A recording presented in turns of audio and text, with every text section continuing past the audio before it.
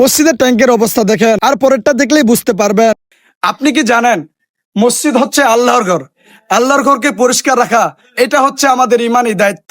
আর সে মসজিদের ট্যাঙ্কের অবস্থা যদি এমন থাকে তাহলে আপনার হৃদয়ে কেমন লাগবে। আর সেই ট্যাঙ্কি আমি পুরাতন থেকে নতুনের মতো করে ফেললাম। কিভাবে করলাম আর কি কি প্রোডাক্ট ইউজ করলাম তা সম্পূর্ণ থাকবে এই ভিডিওতে। অনেকক্ষণ ধরে ফেসবুক ঘাটাঘাটি করার পর অ্যাকোয়া পিউরিফাই ফেসবুক পেজ থেকে এই প্রোডাক্ট গুলো অর্ডার করলাম। এখানে আমাকে 2টি লিকুইড বোতল, একটি ঝাড়ু, মাস্ক ও হ্যান্ড গ্লাভস দিয়েছে। চলেন তাড়াতাড়ি রেডি হই। এখানে আমি মাস্ক ও হ্যান্ড গ্লাভস পরে নিলাম। চলেন বেশি কথা না বলে আমাদের কাজ শুরু করি। প্রথমে আমি ট্যাঙ্কের ভিতরে ঢুকে পানিগুলো উঠাই নিলাম। এখানে কোনো পানি রাখা যাবে না, তাই আমাদের পানি উঠানোর জন্য একটি ফোমও দেওয়া হয়েছে, মানে তারা আমাদের সবকিছু দিয়ে দিয়েছে। আমাদের পানি উঠানো শেষ। এখন আমরা চারপাশে লিকুইডটি ছড়িয়ে দিই। এটা খুব সাবধানের সাথে ছিটিয়ে দিতে হবে। তারপর আমরা 5 থেকে 10 মিনিট অপেক্ষা করলাম। এখন আমরা ঢাকনাটি খুলে ঘষাঘষি শুরু করলাম। আপনারা আমার মতো এইভাবে ঘষাঘষি করবেন। আলহামদুলিল্লাহ আমাদের কাজ শেষের দিকে। এখন আমি চারপাশে পানি ঢালে দেখবো পরিষ্কার হয়েছে কিনা। আলহামদুলিল্লাহ খুব সুন্দর পরিষ্কার হয়েছে। আপনারা চাইলে আপনাদের এলাকার মসজিদ, মাদ্রাসা, বাসাবাড়ির জন্য এই প্রোডাক্টটি নিতে পারেন। আলহামদুলিল্লাহ এই প্রোডাক্টটি খুব সুন্দর কাজ করে। ট্যাঙ্কের আগের অবস্থা এবং পরের অবস্থা দেখলেই আপনারা বুঝতে পারবেন। আলহামদুলিল্লাহ পানিটা এখন খুব সুন্দর পরিষ্কার হয়েছে। তার সাথে আমাদেরকে আরেকটি লিকুইড বোতল দেওয়া হয়েছে, যার মাধ্যমে পাইপের সব ময়লা পরিষ্কার হয়ে যায়। আপনারা দেখতেই পাচ্ছেন আমাদের ময়লাগুলো কত সুন্দর পরিষ্কার হয়ে গেছে। আপনারা চাইলে এই প্রোডাক্টটি অর্ডার করতে পারেন। তাদের ফেসবুক পেজের লিংক ও হোয়াটসঅ্যাপ নাম্বার কমেন্ট বক্সে দেওয়া আছে।